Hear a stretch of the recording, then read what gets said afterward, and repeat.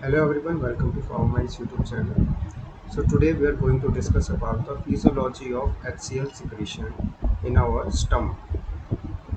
So उससे पहले if you are a GPET aspirant और आप GPET 2025 या GPET 2026 एग्ज़ाम देने वाले हो and if you are a final year student of BPharm then these two courses are absolutely for you.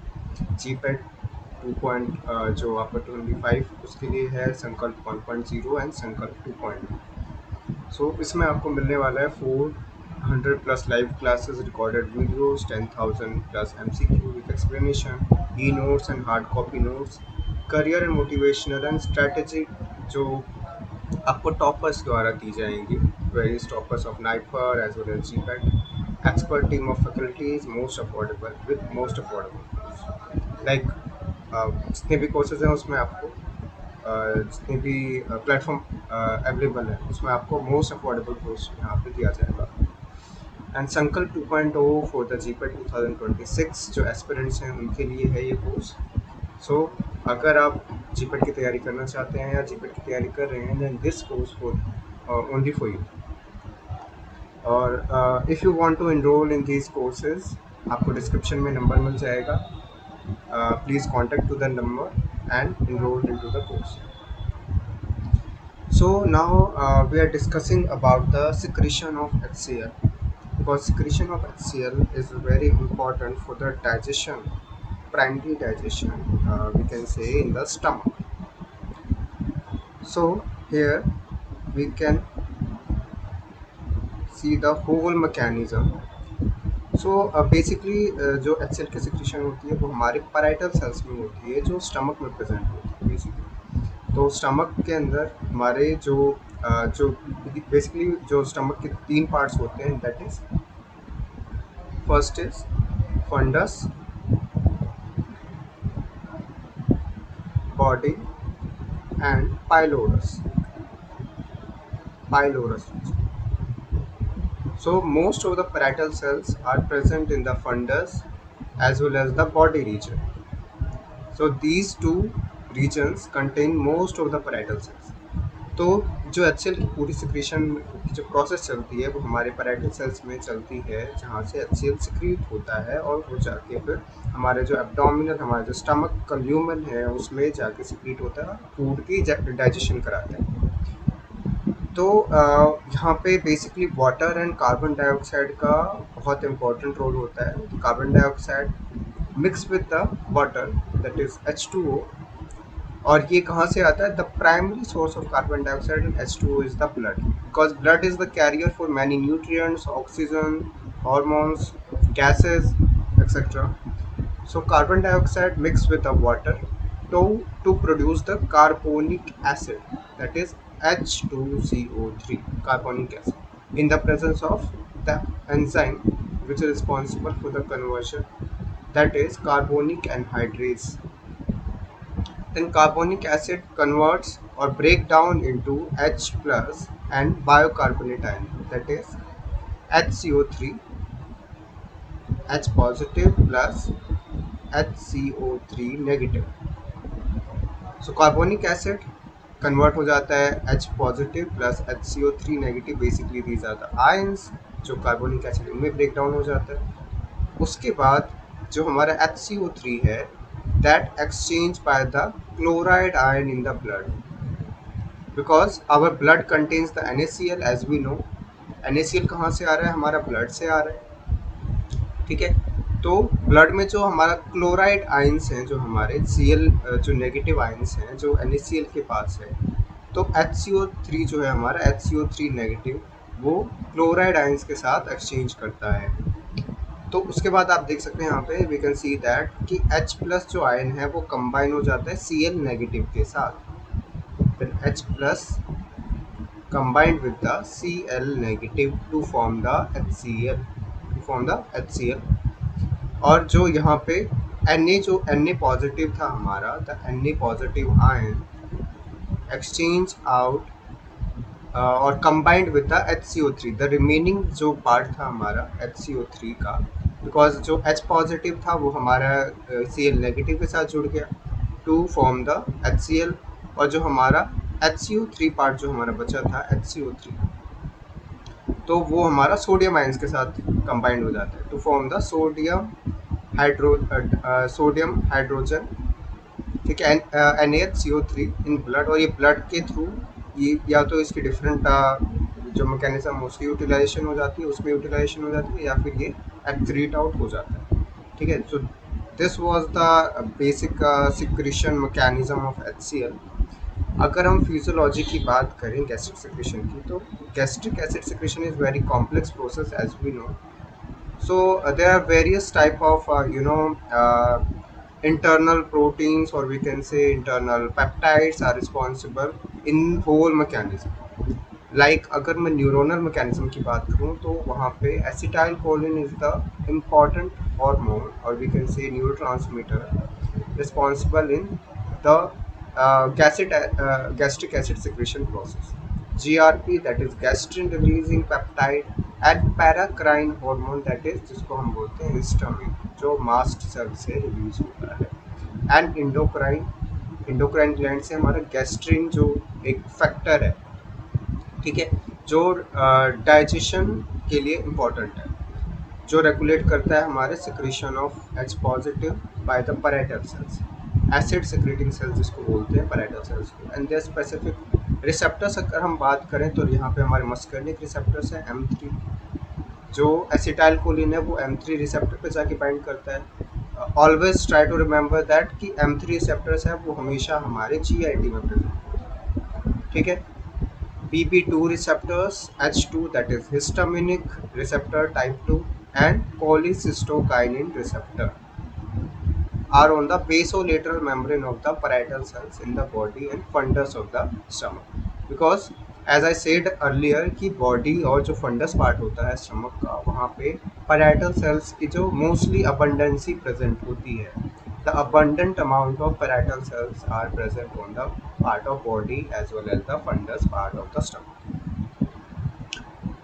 If we discuss about the histaminic receptors, because histaminic receptors are a GPCR, G protein couple receptors type, और जो हमारा activate करता है GS, that is adenyl cyclase, GS adenyl cyclase cyclic AMP protein kinase A pathway, इसके through ये HCl की secretion में help करता है।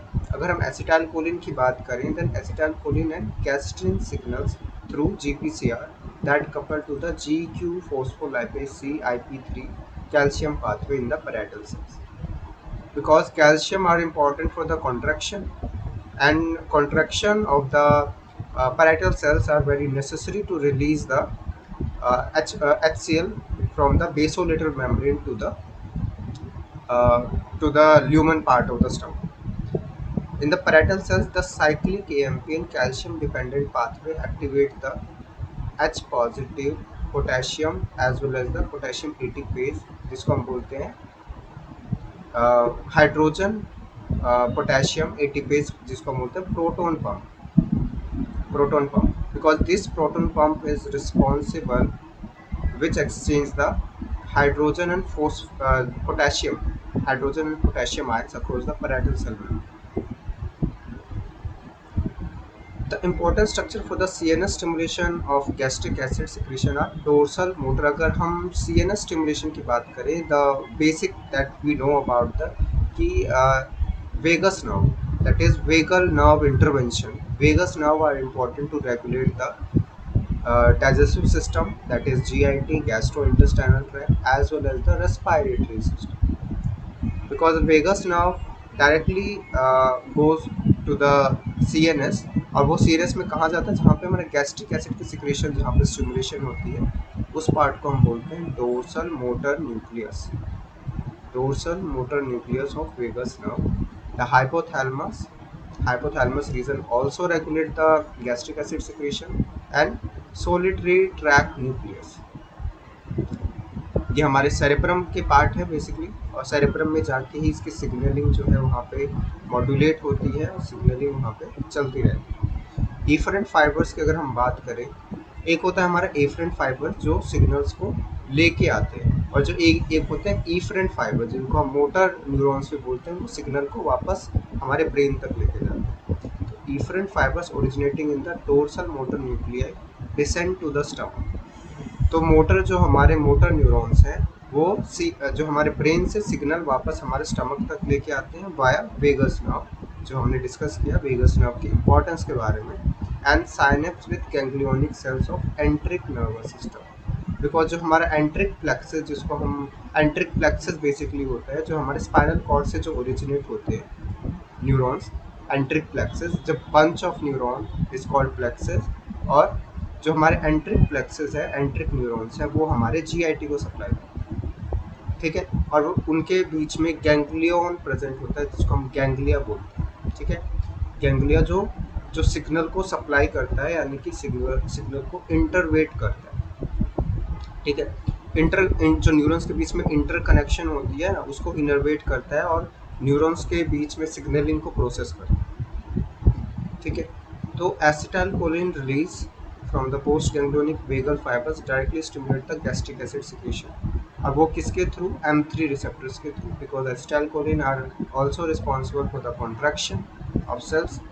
तो वो मस्कैनिक M3 रिसेप्टर्स पे जाके बाइंड करता है on the basolateral membrane of parietal cell, जहाँ से गैस्ट्रिक एसिड के सिक्रीशन को रेगुलेशन मिलती है, स्टार्ट इनिशिएशन होती है, ठीक है। तो acetylcholine also indirectly affect the parietal cells by increasing the release of histamine. Another mechanism of acetylcholine, first था हमारा कि वो M3 रिसेप्टर से जाके बाइंड कर रहा था और वहाँ से गैस्ट्रिक एसिड के सिक्रीशन कर रहा था बेसोलेटरल मेम्ब्रेन। सेकेंड मैकेनिज्म इज कि वो डायरेक्टली जाके इफेक्ट करता है रिलीज को, हिस्टामिन के रिलीज को फ्रॉम मास्ट सेल, ठीक है। मास्ट सेल और वी कैन से एंट्रोक्रोमेफिन लाइक सेल, जो हमारे जो फंडस फंडस पार्ट है हमारे स्टमक का, और and of gastrin from the G cells, वहाँ पे हमारे प्रेजेंट होते हैं एंट्रोक्रोमेफिन सेल्स और मास्ट सेल, ठीक है। तो histamine act as a paracrine mediator, ये जाके अपनी ही जो सराउंडिंग के जो रिसेप्टर्स हैं इनके, जिसको हम बोलते हैं हिस्टामिनिक रिसेप्टर्स, तो ये H2 receptors that is histaminic type 2 receptor से जाके बाइंड होता है और स्टिमुलेट करता है gastric acid secretion.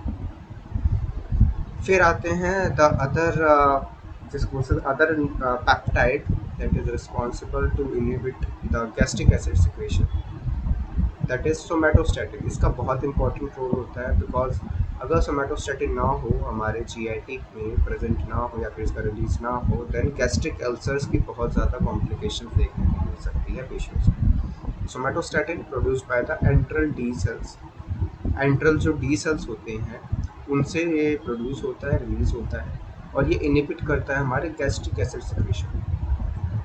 It is type of somatostatin regulate by the type of feedback mechanism, जिसको बोल सकते हैं नेगेटिव फीडबैक मैकेनिज्म।